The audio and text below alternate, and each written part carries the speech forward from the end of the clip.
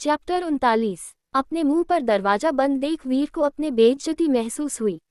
वो गुस्से में दरवाजे पर हाथ मारने ही वाला था कि शिवान उसे रोक दिया। नहीं वीर, उसे जाने दो, अब हमारा उस पर कोई अधिकार नहीं है। ये सुनकर अचानक से वीर को एहसास हुआ कि सिया का और मल्होत्रा परिवार का कोई लेना देना नहीं है। कुछ पल के लिए तो वो ये भूल हो पता था, लेकिन अपने ईगो के आगे भला कभी मल्होत्रा परिवार ने सुनी है।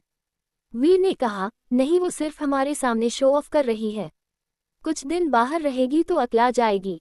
उसने अभी अभी मल्होत्रा फैमिली छोड़ी है और अब यूनिवर्सिटी में भी उसे परेशान किया जा रहा है।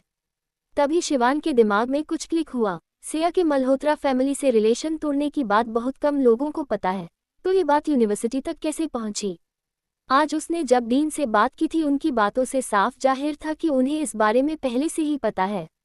पहले उसने इस बारे में ज्यादा नहीं सोचा था, लेकिन वीर की याद दिलाने पर उसे लगने लगा कुछ तो है जो उनसे छुपा है। उसने ये बात वीर और कबीर के सामने रख दी और कहा, यूनिवर्सिटी में ये न्यूज किसने लीक की? वो तीनों एक दूसरे को देखकर एक साथ बोले, मैंने नहीं की। तभी तीनों के दिमाग में एक ही नाम क्लिक हुआ और एक साथ बोले, काव्या। शिवान ने कहा, नहीं काव्या ऐसे क्यों ही करेगी।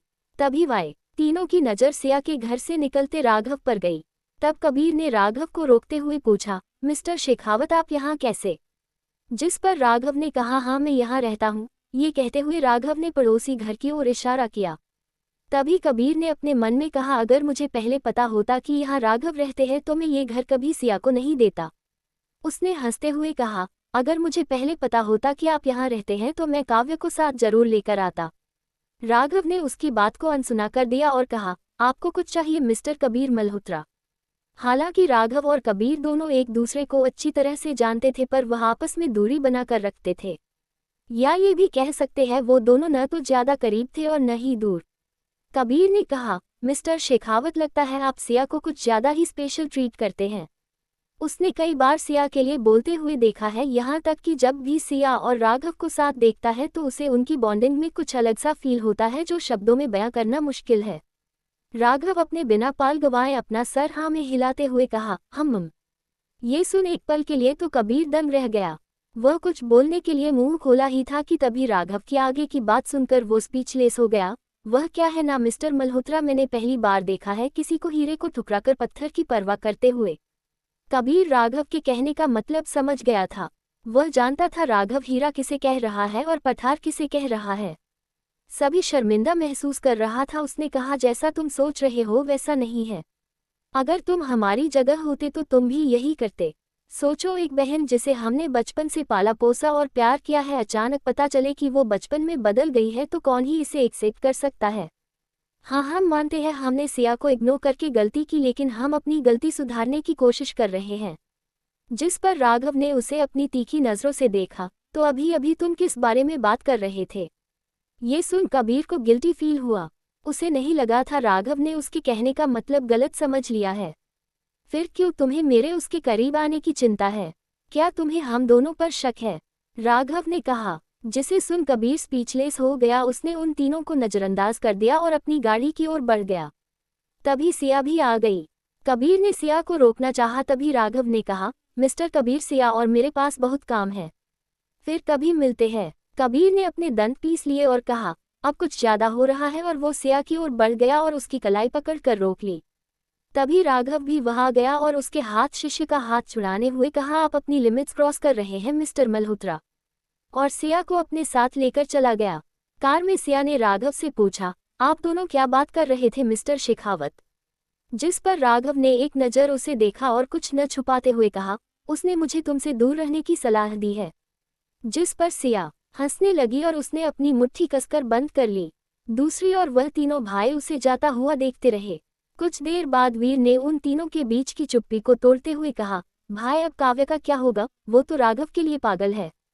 ये सुनकर कबीर चिढ़ गया। उसे कहा, मैं जानता हूँ काव्या को राघव पसंद है, लेकिन जरूरी तो नहीं राघव को भी काव्य पसंद हो। तभी शिवान ने कहा, एक काम करते हैं, उसे कहो और घर दिलवा देते हैं।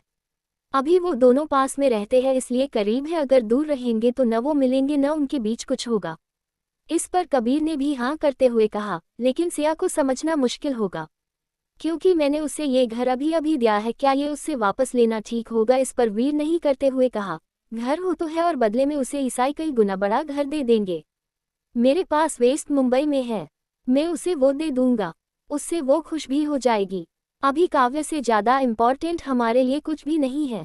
जिस पर कबीर ने भी हाँ कहा, लेकिन उसे सिया से डायरेक्ट घर वापस लेना ठीक नहीं लगा, इसलिए उसने ये काम अपने असिस्टेंट रवि को दे दिया। जब रवि को कबीर ने समझाया तो उसे समझ नहीं आया वह क्या कहे। उसे समझ नहीं आ रहा था कि वो अपनी ही साफी बहन को कुछ देने के बाद मल्होत्रा भाइयों को रिग्रेट होता है। क्या वो इतनी बुरी है? लेकिन वो था तो एक एम्प्लॉय ही न, वो ज़्यादा से ज़्यादा कबीर के ऑर्डर्स को फॉलो कर सकता है। लेकिन वो ये भी सोच रहा था कहीं उसके बास को अपने लिए का बाद में भुगतना न पड़े। जब सिया को असिस्टेंट रवि का कॉल आया था तब वह दादी का कुछ सामान पैक करने में मदद कर रही थी। डॉक्टर रिवाज ने कहा था दादी घर जाने के लिए ठीक है। दादी भी नए घर में सिया के साथ जाने के लिए एक्साइटेड थी। सिया ने जैसे ही असिस्टेंट रवि की बात सुनी वह खुद को हंसने से रोक नहीं सकी, हालांकि वह बिल्कुल भी शॉक नहीं हुई। उसने कहा, मिस्टर रवि, मिस्टर मल्होत्रा से कहिए ट्रांसफ़र प्रोसेस पूरा हो गया है। अब ये घर मेरे नाम पर है और मैं इसे बदलने या बेचने की अभी सोच नहीं रही हूँ। अगर इन्हें उससे कोई प्रॉब्लम है तो वो केस कर सकते हैं, और प्लीज़ उनसे कहिए मुझे परेशान करना बंद कर दें। ये कहकर सिया ने फ़ोन काट दिया। उसके बाद वो डॉक्टर रिवाज से दादी के बारे में बात कर दादी को घर के जाने के लिए तैयार हो गई। मैं दादी को लेकर जा ही रही थी तभी डॉक्टर रिवाज उसके पास आए और उसे एक फूलों का बुके देते हुए कहा, यह मुझे एक पेशेंट ने दिए हैं। हॉस्पिटल में इन सुंदर फूलों का क्या काम, ये यहाँ ऐसे ही बेकार हो जाएंगे, उससे बेहतर है ये आप ले जाए। उन्हें दादी के डिस्चार्ज की खुशी में छोटी सा गिफ्ट समझिए। कम मन तो करना चाहती थी लेकिन रिवाज ने उससे बोलने का मौका ही नहीं दिया, इसलिए ना चाहते हुए भी उसे बुके एक्सेप्ट करना पड़ा। सिया ने डॉक्टर को थैंक यू कहा, जिस पर डॉक्टर रिवाज ने कहा, थैंक यू की कोई ज़रूरत नहीं है। अगर कोई भी हेल्प की ज़रूरत पड़े तो मुझे याद कीजिएगा मिस सिया। इस पर सिया ने सिर हिलाया और उसे धन्यवाद दिया और कमरे में वापस आ गई। वही राघव ने जब उसके हाथ में बुके देखा तो अनजाने में अपनी भौहें सिकोड़ ली और पूछा, ये बुके कहाँ से आया? डॉक्टर निवास ने दादी के लिए दिया है, सिया ने दादी को बुकी देते हुए कहा। जिस पर आरव ने कहा, डॉक्टर रिवाज बहुत अच्छे इंसान हैं। मैंने उन्हें दोपहर में ये बुके खरीदते हुए देखा था। सिया को इस चीज़ की उम्मीद नहीं थी। वही दादी रिवाज की तारीफ करने लगी। ये सब राघव को बिल्कुल भी अच्छा नहीं लग रहा था। वही सिया दादी के इशारे समझ गई थी और वह खुद को असहाय महसूस करने लगी। वह अनजाने में राघव की ओर देखने लगी है जिसका मुंह बना हुआ था और बोली, दादी छोड़ो भी इस टॉपिक को, अब घर चलते हैं। दादी ने फाइनली वो टॉपिक छोड़ दिया और सिया दादी को व्हीलचेयर पर बिठाकर आगे बढ़ने लगी। वही राघव और आरव उनके पीछे सामान ले जा रहे थे। वो तीनों घर पहुंच गए। घर में घुसते ही दादी घबरा गई और सिया का हाथ पकड़ते हुए बोली, सिया क्या तुम्हें यकीन है हमारे लिए यहाँ रहना ठीक है? दादी आप ऐसा क्यों कह रही हैं, यह अब से हमारा घर है। दादी और आरव दोनों ही असहज लग रहे थे। सिया ने दोनों को आराम करने की सलाह दी और वह खुद किचन में पहुंच गई। वो आज अपने परिवार के साथ पहले डिनर कर रही थी, इसलिए सिया ने कई डिश बनाई थी। उसने राघव को भी इनवाइट किया था लेकिन उसने मना कर दिया और कहा, आज का दिन तुम अपनी फैमिली के साथ ही सेलिब्रेट करो, मेरा आना ठीक नहीं होगा और मुझे काम भी है। इस पर शेर थोड़ी नाराज हो गई। उसे उम्मीद थी राघव आज वहां आएगा। हाल ही में राघव ने उसकी बहुत मदद की थी। उसके दिल में राघव भले ही परिवार ना हो लेकिन वह एक खास जगह रखना था। हालांकि उसे ऐसा लग रहा था कि जो वह उसके लिए महसूस करती है शायद वह उसके लिए वह महसूस नहीं करता। सोच उसने एक गहरी सनसी और निराश होकर वापस घर आ गई। दादी ने जब सिया को निराश होकर लौटते हुए देखा तो वह बिना पूछे रह नहीं सकी, सिया क्या तुम्हें मिस्टर शेखावत पसंद है? सिया हैरान रह गई। फिर वह बिना किसी हिचकिचाहट के अपना सिर नामे हिलाते हुई बोली, नहीं दादी, ऐसा कुछ नहीं है। वो अच्छे से जानती थी बायोकेमिस्ट्री डिपार्टमेंट में राघव की क्या वैल्यू है। हालांकि सिया के चेहरे को देख दादी को उसकी बात पर विश्वास नहीं हुआ, फिर भी सिया ने मुस्कुराते हुए उन्हें समझाने की कोशिश की। मिस्टर शेखावत बहुत इम्प्रेसिव पसंद है। वो बहुत बड़ी हस्ती है जो अभी 30 साल के भी नहीं है। मैं उनका बहुत सम्मान करती हूँ। ये सुनकर दादी थोड़ी शांत हुई। वो सिया के कहने का मतलब समझ रही थी।